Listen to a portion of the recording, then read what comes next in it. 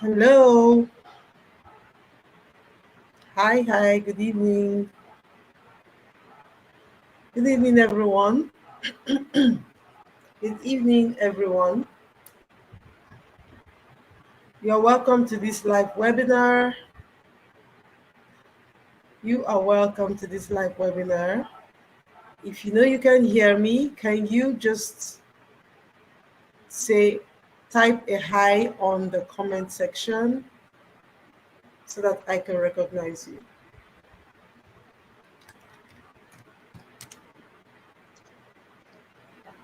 Good evening, everyone.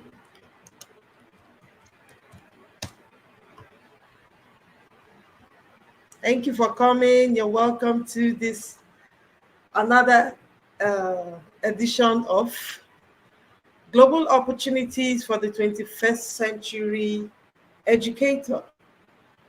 So we're here again to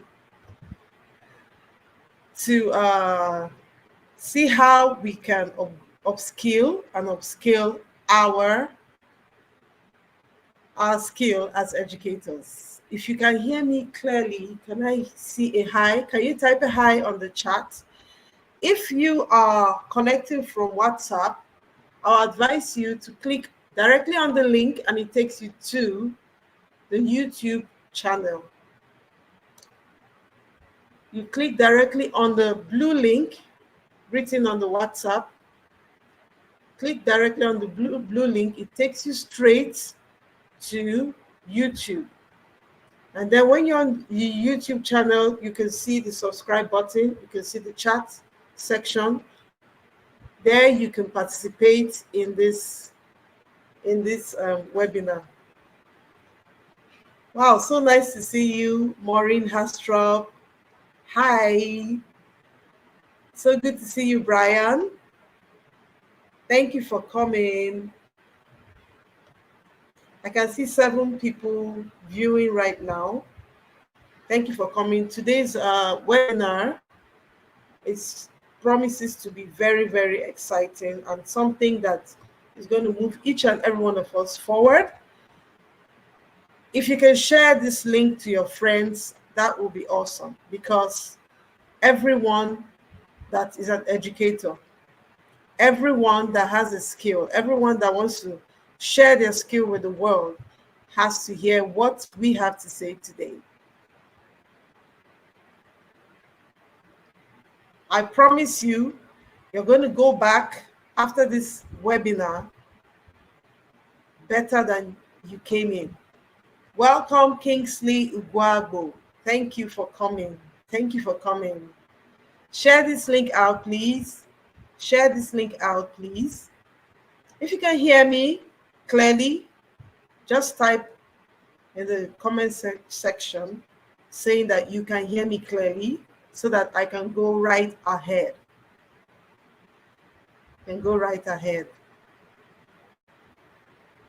Thank you for coming once again. I'm honored to have you. I'm so honored to have you on this webinar today. Thank you so much, Professor Ma Chikere. Thank you for coming. I'm so glad and honored to have you here today. I can see safe hand hygiene. I can see beautiful hearts. Lois, thank you so much. Lois Obed Ojuku, thank you, sir, for coming. Thank you, Ma. Thank you for everyone for coming. Thank you so much, everyone, for coming. I will quickly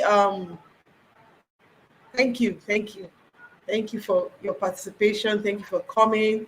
I promise at the end of this session, we will all get value. Every one of us is going to get value to our skill. So today, I'm going to talk to us about tools that we need for effective e-learning. Tools that we need for effective e-learning.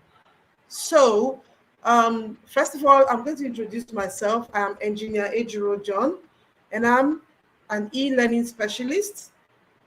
Thank you so much, Mommy Janet Ogoro. That's my mom. She's also an educator, and she's also here to learn too. Thank you for coming. God bless you. We have been talking about global opportunities for 21st century educators. It's a very, very important aspect, very important discourse today. We have so many educators and so many teachers who are not compliant. They have gadgets, they do not know how to access, how to maximize what they have to reach the world with the skill that they have, with the vital skill that they have, with the vital knowledge that they have to share to the world. What could be that skill? It mustn't be the traditional subjects like mathematics, biology, engineering, law, physics, English, the arts, and all that. It could be a soft skill. It could be something you know how to do very well and you want to share with the world. Maybe you know how to make beads, you know how to cook, you want to teach people, you want to show people how to do these things online. And I must tell you, going online is the fastest way to grow, is the fastest way to get visibility. It's the fastest way to reach the unreached. Maybe you want to reach more people, you want to expand. Going online is the best way to do that. So this class is more about the tools and equipment, practical tools and equipment that you need, the hardware you need, the things you need. How do I reach people online? From the comfort of my house or my office or wherever I find myself. I could be whichever geographical location I am. I may have something I want to give out. I may have something I want to share online with people online. How do I do that? What tools do I need? What equipment do I need to make that possible? Now, teaching online offers educators a dynamic and flexible approach to reaching students in this digital age. There are so many benefits. It also helps to foster inclusivity. That means everyone feels included in the process, an accessible learning environment. We all know that today so many young people, old people, everybody has access to the internet. They have devices that can reach online. So it's the fastest way to reach people. Going online is the fastest way to reach people, especially as an educator. So if you're an educator and you embrace online teaching, there are so many advantages. You have global reach. You can reach anywhere, anybody. For instance, let me give a practical example. I can use the entertainment industry.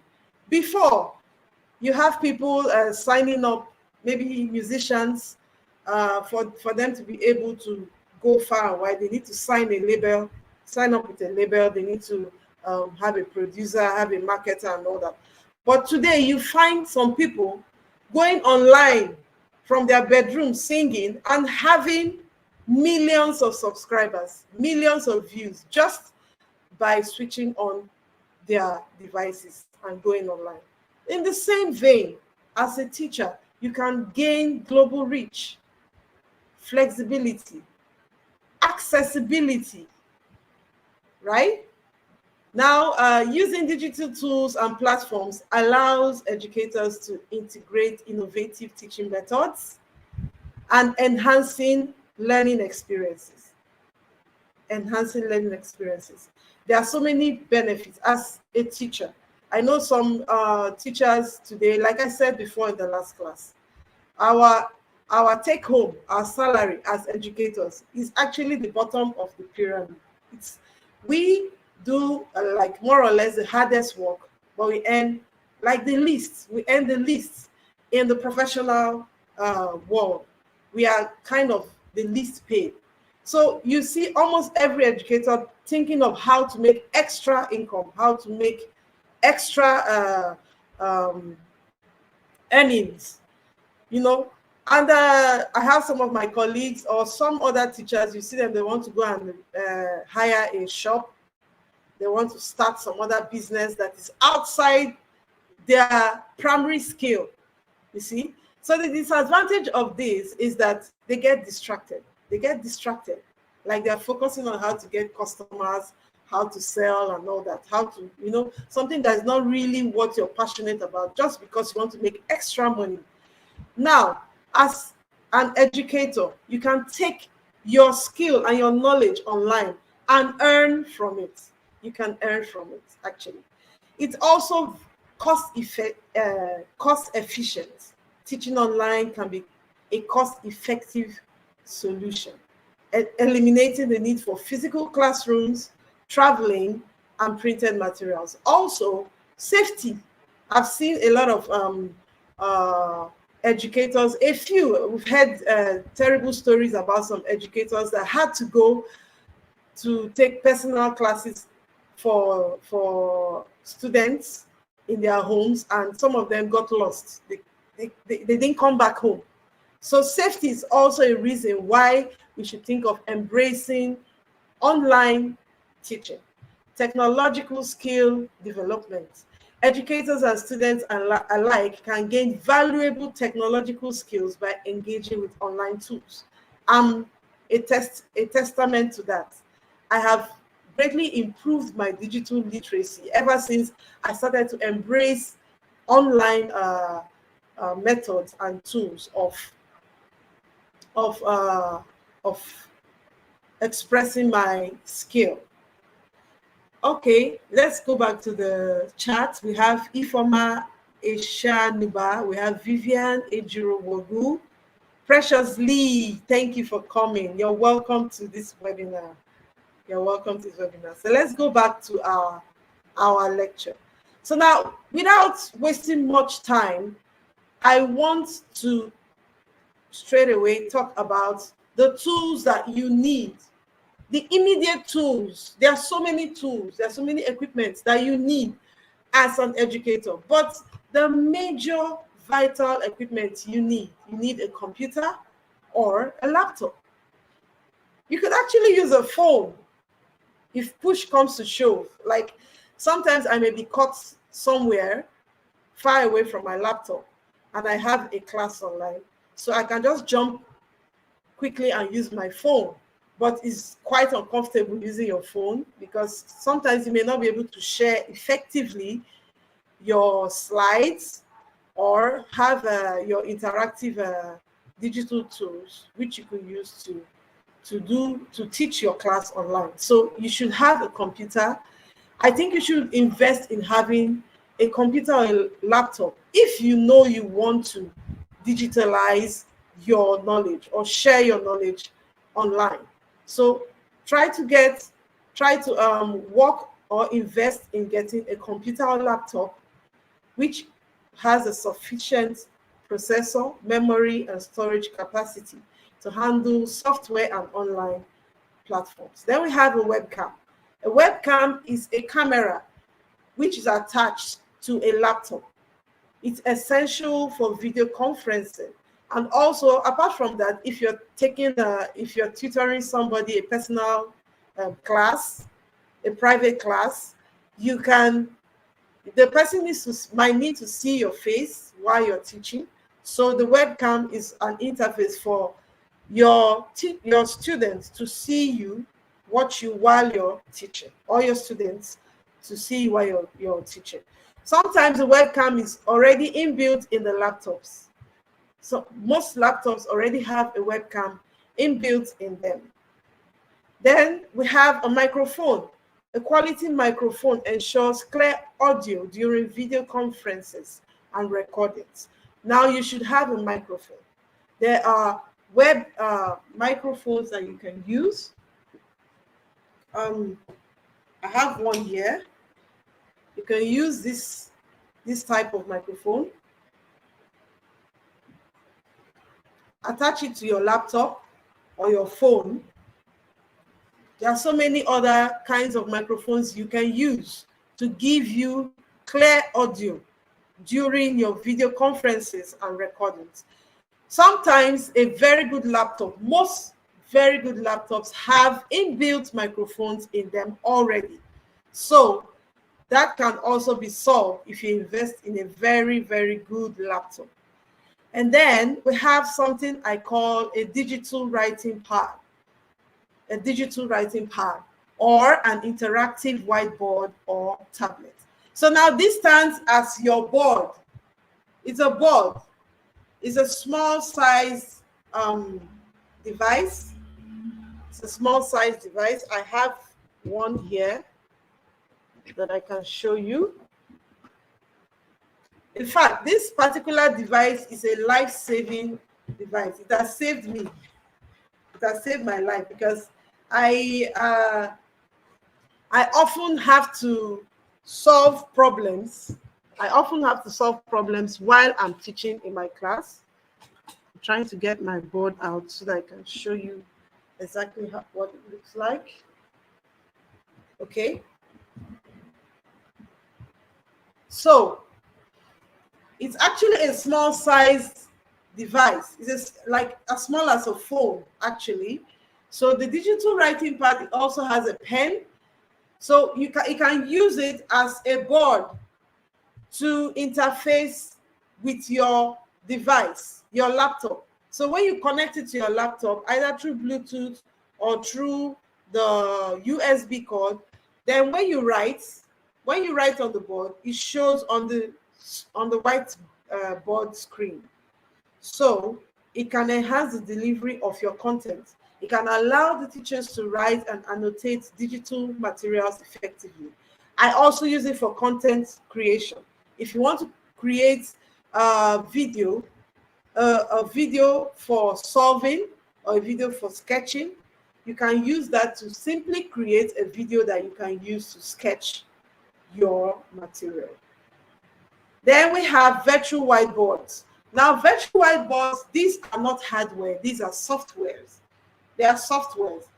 Now, a virtual whiteboard is a software that you can use to draw or write or type, which your learner can see what you are trying to explain. Now, I don't use conventional stuff. I like to experiment. I use Paint. I don't know if you know the software called Paint.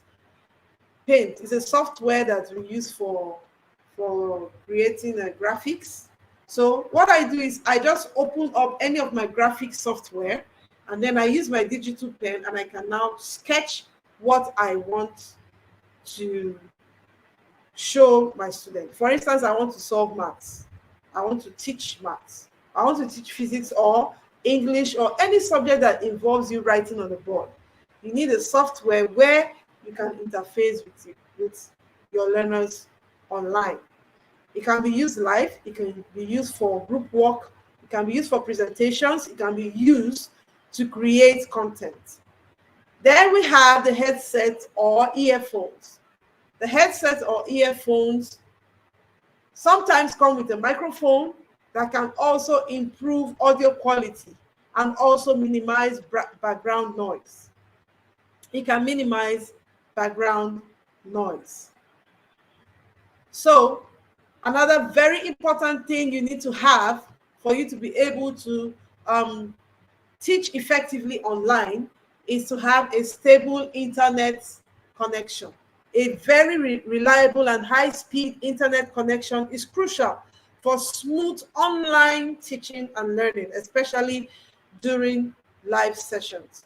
So a little tip I give people is that if you're using your phone for your internet connection, make sure you put on Do Not Disturb, okay? So if your class is a 1 hour class, you put on Do Not Disturb for 1 hour.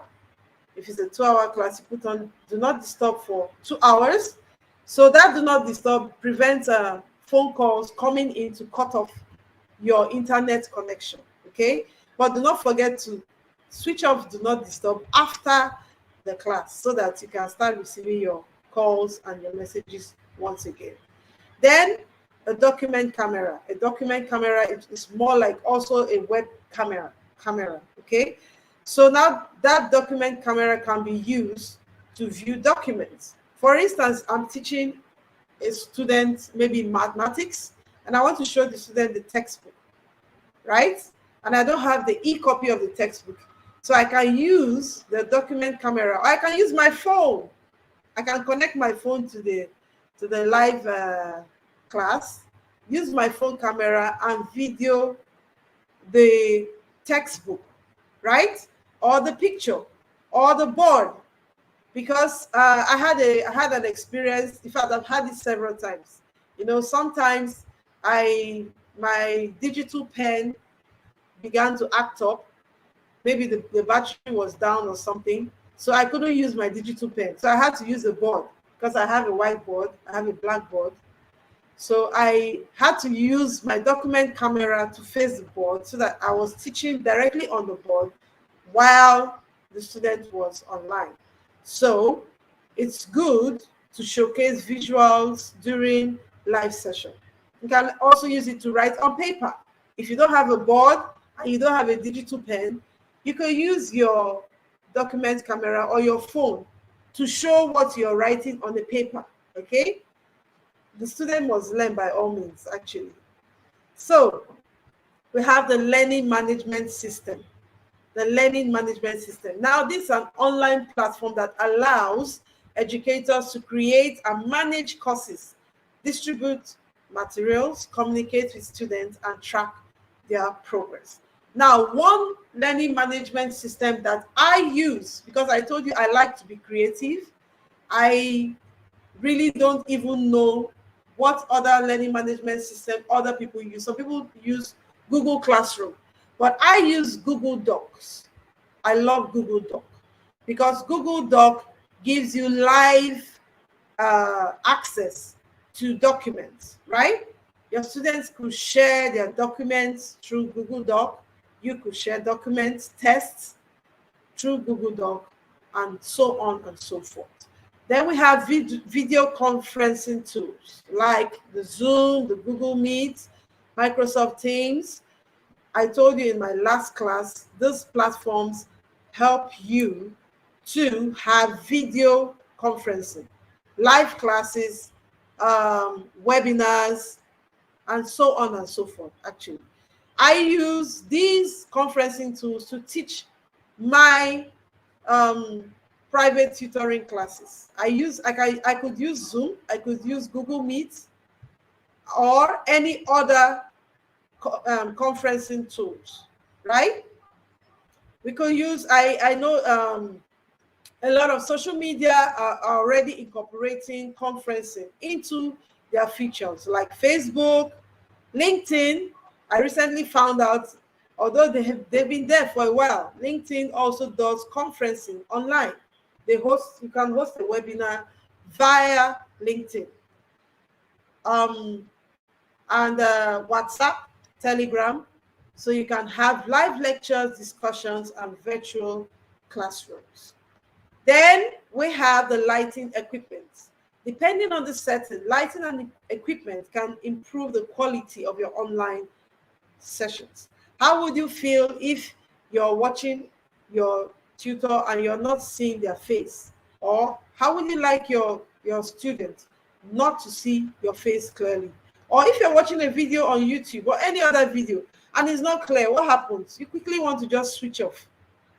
You quickly want to just switch off that video. So I encourage us to get good lighting.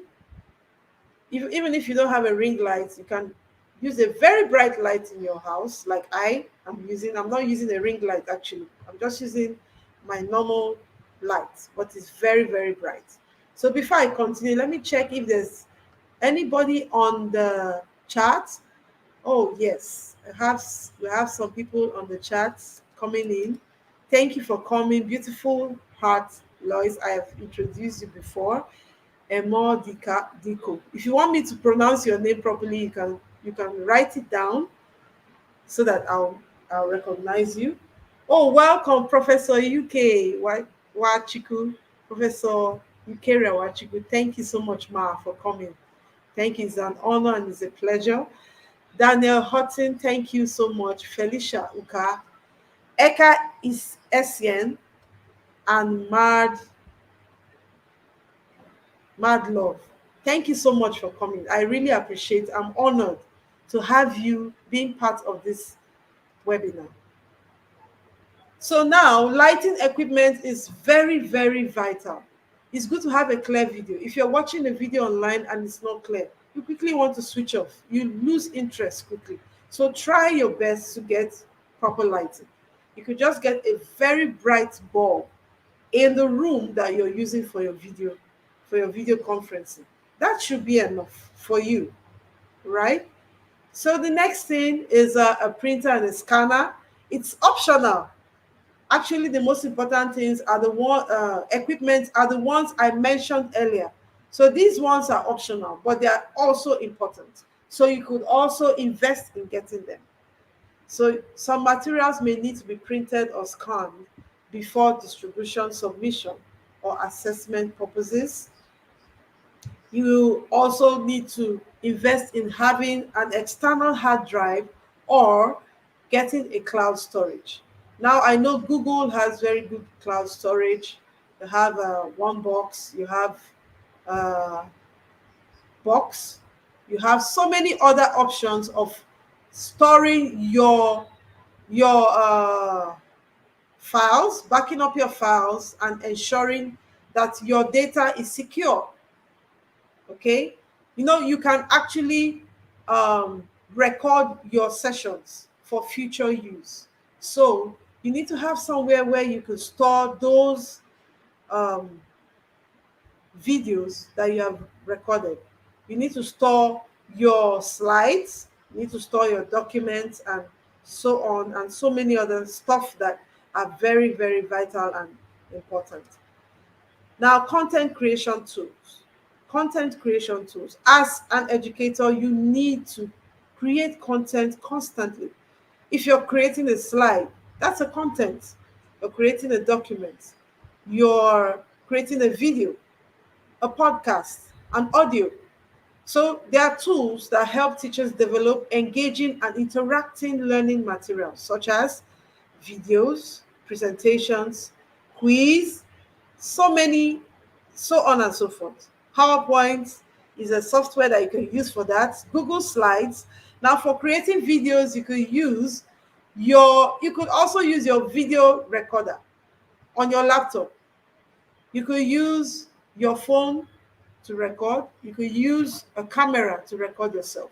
You could also use a screen recorder for um, uh, if you're teaching online and you're using a digital pen to write down online, or you're typing online and you want it recorded, you may need to get a screen recorder so that it records what you are typing or what you're writing while it's going. So if you go through some content online, you will find people solving with digital typing and so on and so forth. So that's how you create such content with the screen recorder, right? So this is basically, they are not you don't need so much. There's so little you need for you to be able to teach online effectively. You don't need so much. Really, you don't need so much. Once you can invest in um some of these equipments, then you're good to go. You're good to go. Here we have Dr. James Zulu. Thank you for coming. You're welcome. I told you today's class is not going to be too long.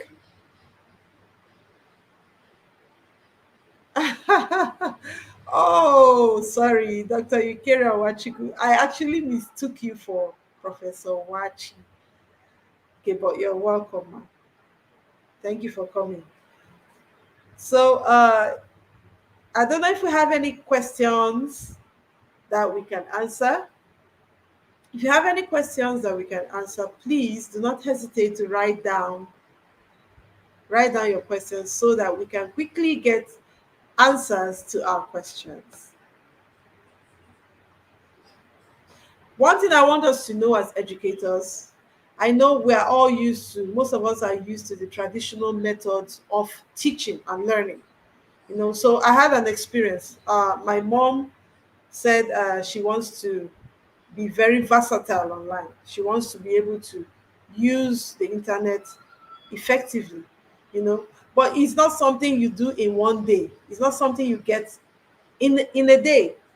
Okay, I've been online. I've My channel Easy Maths Tutor has been online for about 3 years now. So, and when I started the channel, I had a lot to learn. I had a whole lot to learn. So it's a gradual process. Even I'm still learning as it stands. All right, I'm still learning. So don't think, like I told somebody today, learning how to use the online space, learning how to teach online, it's not brick and mortar. It's not paper and pen. All right, it's like, it's like driving. The more you drive, the better you get in driving. The more you use an equipment, the better you get at using that equipment. And most of these softwares are user friendly. They are user friendly. What you do when you enter a software, don't get scared. Just calm down, take a breath, take a deep breath. Read through the instructions, because most of the time the instructions are there. For instance, maybe you want to download ChatGPT on your phone. You want to download ChatGPT on your phone. So what you do, you probably go to Play Store, you download, you type in ChatGPT. So when you type in ChatGPT, it pops up. You see so many apps that are AI tools. So what happens is you choose the one you like. You see the picture, so you choose whichever one you like. And then when you choose it, you see the prompt. The prompt tells you download. It tells you install. So what you do is you click. So when it finishes installing, the next thing it tells you sign up, right? You don't need to get scared. You don't need to employ somebody to pay so much money to do basic stuff online. Just take it gradually, okay? If you try the first method that is prompting you and is not working, you go back and you try again. If you're sure you don't know what to do, you can go and ask on Google. You can um, uh, switch on your browser and type the question, how do I do so so and so? And before you know, you see the steps outlined. So those steps, just follow those steps, and before you know what's happening, you're already a guru or a pro in using things online. So Beautiful Heart is asking a question. She says, how do we switch on do not disturb in my phone? Okay, so do not disturb. Let me see if I can show you. So this is my phone. This is my phone. Don't know if you can see it. This is my phone, right? So now, when there's this portion of your phone, sorry, there's this portion of the phone where you see so many options like settings and so on, right? So you search for where you see do not disturb. Do not disturb looks something like this. Do not disturb, right? So when you click on it, it comes on. Do not disturb comes on. And you can click it, it can go off immediately. So that's how to click on do not disturb on your phone. So like I said, it's a gradual process. As educators, first of all, I gave us an assignment. I said we should all sign up on LinkedIn. We should all sign up on LinkedIn, because LinkedIn is your CV, is your CV to the world. I had an experience. I told somebody I signed up on when I traveled for a course abroad. I I did my internship with Microsoft. So my professional mentor had a talk with me. So the first task she gave me to do, she said I should go on LinkedIn and fill up all the empty spaces. Everything I have not put up, I should update my LinkedIn. Okay, so I did that and it really helped me. In fact, I started getting job alerts. I even got a job alert that was, in fact, the amount I saw, the salary I saw there, I was amazed. But uh, I was required to do a test, an online test, a 15-minute online test. And I didn't know it was that serious. So I didn't prepare so much. And that test we had to, yeah, we were required to get 80%, score 80% to move to the next level. So when I did the test, I scored 70%. So unfortunately, I did not qualify to move to the next level. And guess how much how much that job was supposed to pay me as a remote tutor. It was supposed to pay me $100,000 per annum. Okay. So as an educator, if you are visible online, there are so many opportunities you can get online. There are so many opportunities you are exposed to online. So there's a question someone asked. As educators teaching online, we may face one or two challenges. Like I had an experience I want to share with us. I had a student I was teaching online. The student is in UK, very bright, very intelligent girl, but there was a problem. Her mom, was playing games. Okay, so after teaching for a while, 3 months, the mom refused to pay. She refused to pay me. Okay, so I was like, how can we stop fraudulent clients or fraudulent teachers? Sometimes you enroll for a course, maybe you pay 5,000, 10,000. You're in the WhatsApp group, you're waiting, and you're not getting value. The teacher is not even teaching you. You finish paying, and nothing is happening. So what can we do to prevent fraudulent tutors and fraudulent students at the same time? If you have the answer, you're free to comment. If you know what, if you have a suggestion on what can be done about that, you are free to comment. Meanwhile, I don't know, Vincent, do you have something to say concerning that? Yes, I have something to say concerning it. So the question is about how we can mitigate or reduce fraudulent clients and teachers, right? Yes. Okay. Coming from the student's angle, we can implement a clear and secure payment system that ensures the payment is made before the teaching sessions begin. So we could use escrow services.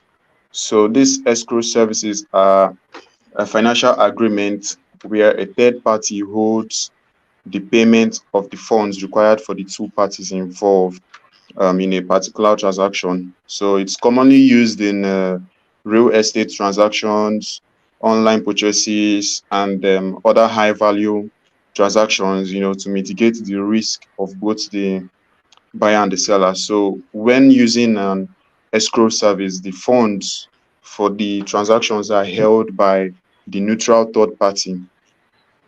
All the specified conditions from the buyer and the seller are met.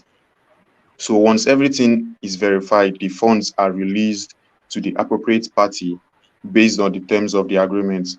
So in context of online learning platforms, escrow services can actually provide a secure and trustworthy way, to handle payments between students and teachers.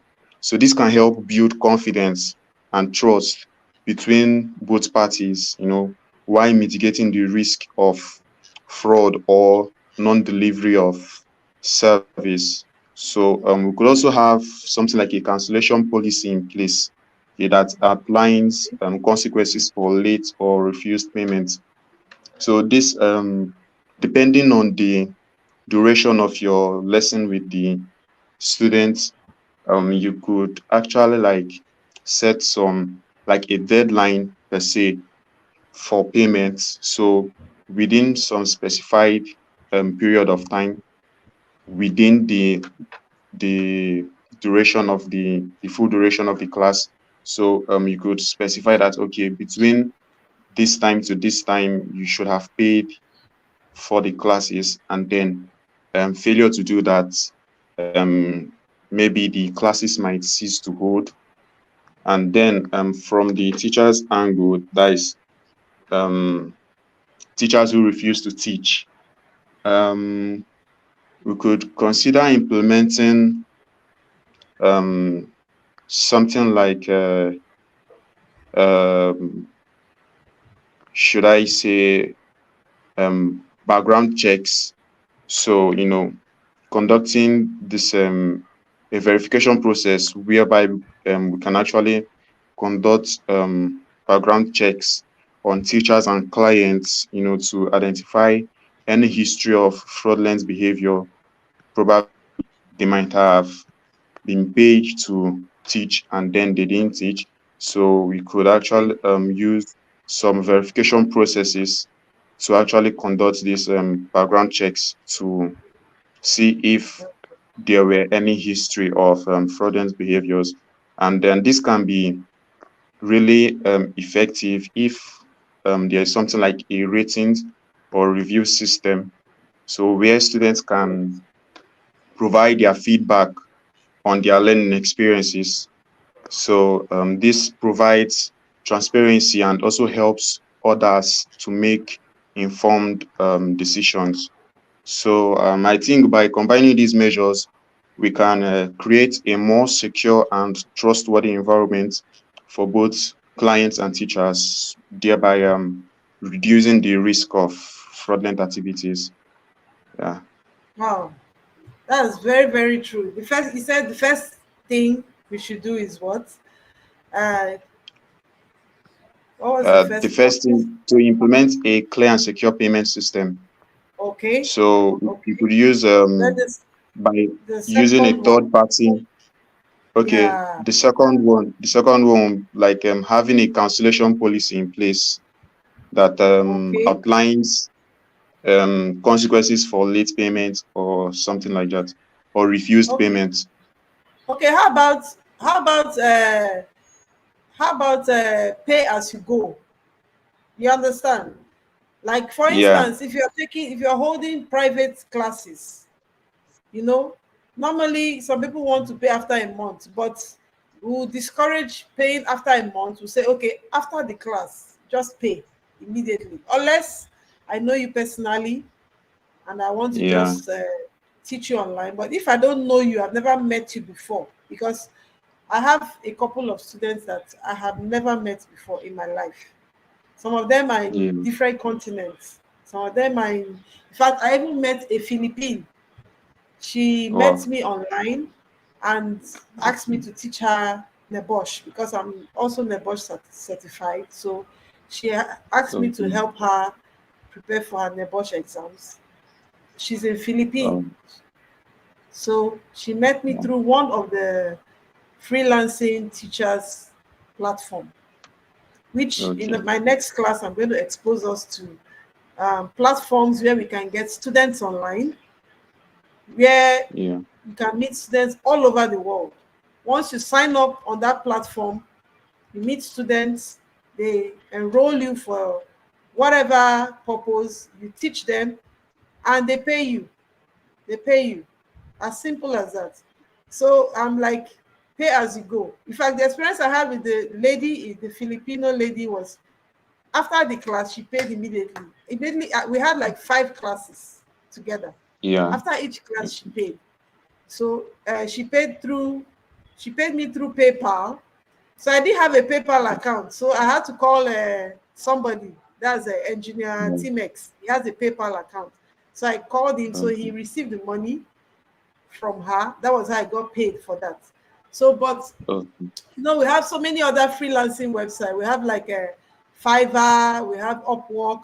But you know, some of these most of these websites have actually banned Nigeria from using them, you know, because of the, will I say, some of the bad impression created by some fraudulent individuals, you know. So that has really affected. But we are working.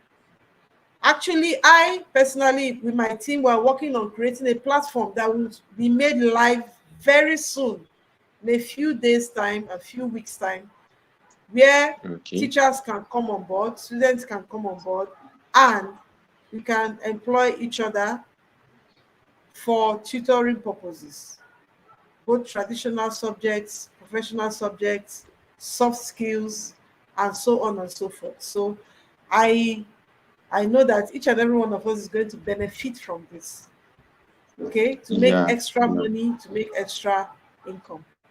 And then you said something, you said, okay, sorry, you want to say something? I want to say the pay-as-you-go method it works fine as well. Okay, so in as much as I just pointed out some few ways we could like reduce the fraudulent activities, pay-as-you-go system can also work. And then we are still open, you know, to any other method which you feel that is should I say, comfortable and then effective for you and the other person involved. It can also work too. Yes. Then you also mentioned the rating. There was one that you mentioned that is very interesting, which is the rating system. Okay, that one, I think that's a model that Fiverr uses. Once you have a 5-star on Fiverr, in fact, you're a self-made millionaire, because everybody comes to patronize you. You understand? So if you misbehave as a tutor, you're going to get 1 star, or you're going to get bad rating. Or even as a student, the students to also have rating. You know, there are some students you teach online, and you have issues with them. Like I had a few of them like that. You know, while you're teaching, some of them are watching cartoon behind you. You know, because they are on the other side, you can't control them. You know, you don't really. So if the student is not personally responsible or accountable for his own study, the student doesn't take it serious. You understand? The student doesn't take it serious. But you have some students that, if you're lucky to have an attentive student, a student that's flowing with you easily, it's okay, you know? It's okay. So you can also rate the students the same way you rate the tutors, right? Yes. That's a good one. Then what was the last thing you said? I think Apart that from was before the rating, you said, okay, you said background checks. checks. Background checks. That is something like a verification process where we could conduct background checks, you know, on the teachers to like identify any history of fraudulent behaviors. It also applies to the students as well, because with that so how can one do such background checks? Like, because it's an online platform and we just want to sign up, you know, just sign up and do what you're doing. So how would that be possible? The background checks and the reviews and ratings are almost the same thing. So running through the comment sections, like the reviews, what other people have been saying about them, you'll be able to have like an idea of what it's like to deal with these people. So you have also the ability to make informed decisions. So judging from past experiences with other people, you have an idea of what to expect from this teacher or from this student. when you Yes. teach or you learn from them. Yeah. Yes. That's a good one. That's a good one. Like my experience on Super Prof, there's this platform I am on Super Prof. So what they do is they ask you to get people to recommend you. You understand? Oh, okay. So Yes. if you get, yeah, yeah, you get someone to recommend you. You know, if you're fraudulent, you won't have anybody to recommend you. No, You no, no. understand? Yes. Yes. Yeah. And then after your class, you get your students to make a comment on you. And you Yeah. make a comment on your student. If he was a Sure. good student, you say he's a good student. If he was not a good student, you say no, he's not a good student. So that other Yeah. teachers and tutors can also stay clear of that person. You get? Yeah. Wow, it's quite interesting. I don't know if we have any other question, please we can kindly write down the question, or if you like to join the discussion, you can join through the link so that you can come and make your comments. Thank you. First, once again, I want to say thank you for coming. Thank you for participating in this class. And if you've not subscribed to this channel, please, I would love you to subscribe to the channel and also share this video. What I told you, YouTube can be used for live videos. It's a good way to have a live webinar.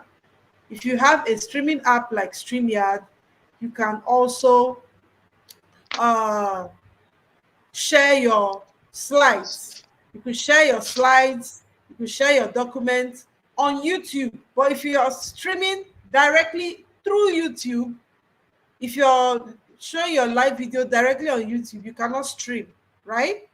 You cannot stream.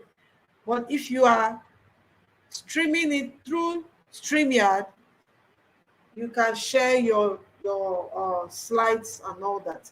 So I have a link for StreamYard in my description. If you go to the description, you will see the link for StreamYard. You can also see my link for LinkedIn, my LinkedIn profile. For those of you who have not signed up on LinkedIn, you can go through my profile and sign up on LinkedIn. Your LinkedIn is your CV. Your LinkedIn is your CV. You can also contact me through my WhatsApp. The link is in the description. And do not forget to subscribe to this channel. Our next class, I'm going to talk about platforms that teachers can sign up on so that you can have access to students that you can teach online. Currently, I have so many students, I can't even take it. I can't even take it. I have to turn a lot of them down because the disadvantage of private tutoring is that you can't teach, you can't be in two places at the same time.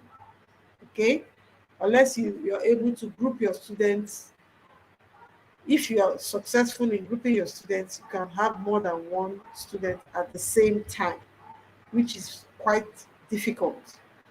So the next class, I'm going to talk about how we can get on platforms, how we can be, how we can get students online, how you can get visibility, and how to mitigate against fraudulent teachers and students, which we delved into a bit in this webinar. So right after that, we're going to start our AI classes, which is going to be powered by Engineer Vincent, who is with me on set here. He's going to teach us what is AI. We'll be hearing AI, AI, AI. What is AI? How can we use AI as a teacher? As a primary school teacher, a nursery school teacher, a secondary school teacher, a lecturer in university, a professor, a doctor, a soft skill person. You're teaching a simple thing. Maybe you want to teach homekeeping, you want to teach how to sew, how to make hair, how to cook. How do you incorporate AI? How do you use AI to make your life simple? How do you use AI in your research? and so many other things he's going to expose us to. And this webinar is free. He's going to do it free of charge for us. Can we clap for him? Please give us the emoji, the clapping emoji in the chat. Thank you so much, Engineer Vincent, for sharing your knowledge with us. We really appreciate it. So at Thank this you. time, yeah, since there's no more question, I would like to call it a day for today so that we can go back and rest and have a wonderful evening. So at this time, I will say thank you so much for joining me. Thank you for being a part of this webinar. Thank you for getting value. And rest assured, you are going to benefit from everything that is happening here. If you have any questions, just come back to the WhatsApp group or contact me through the description, chat me up and ask your questions privately. If you need any help, you can chat with me after now. Thank you for being part of this webinar. I had fun and I felt honored to be in your midst. Thank you so much. Thank you, Emo Dika. Thank you so much. And have a nice day. Bye.